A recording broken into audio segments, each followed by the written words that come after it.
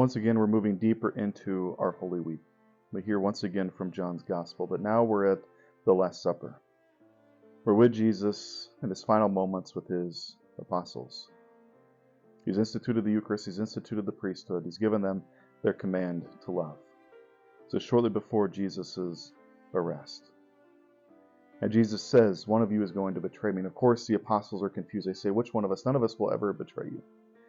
Now Jesus says, it's the one to whom I hand the morsel. In that we see that Jesus gives a gift. He shares a part of himself with Judas. We want to realize that God never gives up on us. We've had that theme time and time again in our Lenten season. But God is always going to be close to us. Jesus keeps Judas close. He never pushes him away, knowing what is going to come. He's always ready to be in relationship with him. And if Judas would have had a moment of conversion, Jesus would have forgiven him, would have brought him back into the fold. But Jesus gives him this final gift, even right before he leaves. And in that, whatever again happened, we don't know what happened inside of his mind or heart, but he handed himself over to Satan at that time. We're told that the devil enters into his heart at that moment. And Jesus says, what you've got to do it quickly.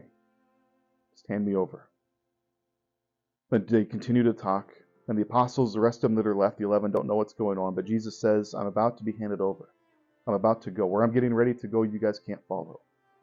And Peter, of course, being the leader, is upset by that. He says, why not? And Jesus says, you cannot follow me now, but you will afterwards. And Peter says, I will lay down my life for you. And Jesus responds and says, will you lay down your life for me? Truly, truly, I say to you, the cock will not crow till you've denied me 3 times.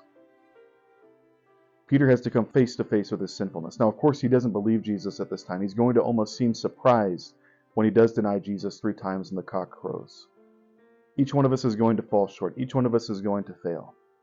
We're given the opportunity to respond like Judas, who goes off and hangs himself, who doesn't wait for the Lord to come to him, or the response of Peter. Peter, we can see, is going to be afraid. He's going to be terrified. He's going to be worried after the arrest of Jesus, after his death, and even after the resurrection. It's not until Pentecost that he has the great zeal and energy he ends up having to go out into the world to proclaim the good news. We're going to see eventually that beautiful scene where 3 times Jesus asked Peter, do you love me, to undo these 3 denials. We have to be mindful of the fact that we're not perfect, that we are going to stumble and fall, but we have to make sure we continue to put ourselves in a position to be found by Jesus, to allow him to come back to us. A beautiful place for that to happen is, of course, in the church, in the celebration of the Mass, and in the confessional. Allowing Jesus to come to us to give us the gift of himself and to give us his mercy that only he can offer. Today and in this week is a beautiful time to wrestle with our sinfulness and our reception of God's mercy. As we continue in our Lenten journey, let us pray for one another. God bless.